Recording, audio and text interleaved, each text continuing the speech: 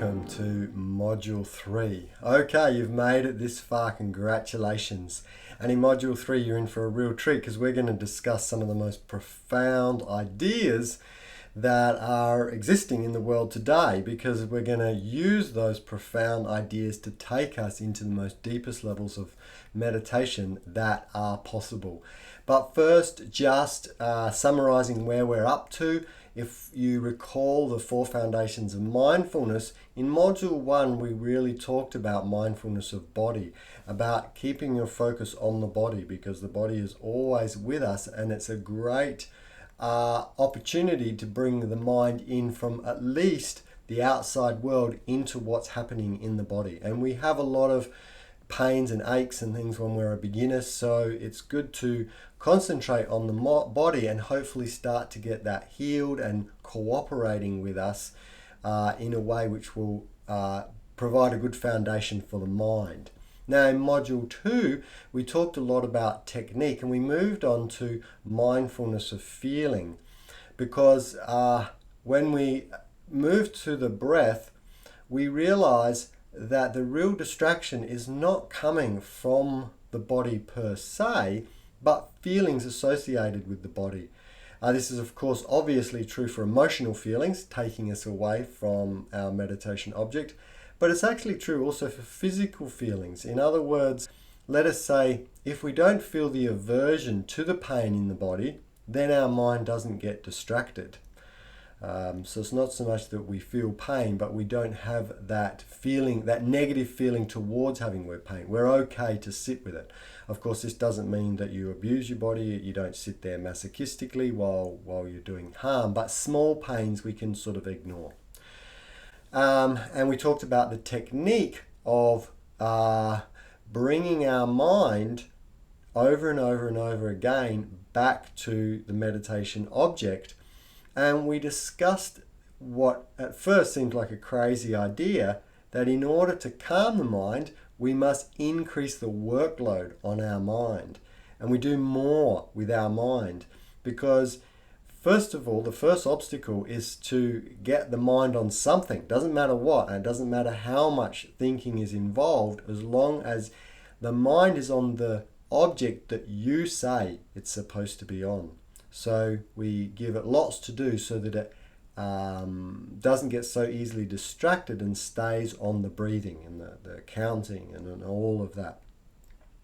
So we did that. Also, by doing a lot of work, it has the side effect that it stops our clinging to peace.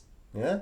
Because our clinging to wanting the perfect meditation is actually an obstacle. We should be equanimitous in dealing with lots and lots and lots of distraction as when our meditation is going well. So are we okay when it's not going well, and are we okay when it is going well? Because we want to bring that equanimousness of mind.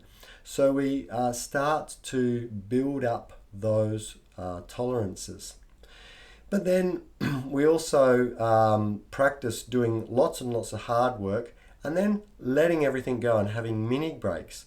So likewise, we don't be masochistic in the amount of effort. We sort of go from one to the other. And indeed, when we let everything go, sometimes our meditation just flows beautifully, because we've gathered together those resources of the mind and their functioning, and then we let go of the effort. And we feel good, and we still have that capacity of awareness in our mind. And then we talked about obstacles and that sort of thing at the end of Module 2. So now in Module 3, we're going to go forward and we're going to take it even deeper still to look at how do you look at the world in such a way to get rid of those feelings altogether. And we're going on to mindfulness of thought, and also a little bit about mindfulness of phenomena, which is being aware of our thoughts and what our thoughts are doing, and also looking at how we view the world. And we're going to discuss ideas of renunciation, so that'll be in the next video. And then we're going to go on to also discuss this idea of emptiness of phenomena, or the fact that we are projecting everything onto the world. And the world itself doesn't have any inherent existence from its own side, but it's codependent on us projecting what we feel and what we want to believe about the outside world. So we'll go into those topics and we'll discuss many different ways of looking at the world to be able to cut that idea of the world impacting on us, and therefore give us complete detachment from the world and allow us to focus in on our mind and achieve those states of blissfulness that we'll read about in meditation and want. So we're in for a great ride. Congratulations from coming on this journey, and I look forward to being with you over these next few lessons.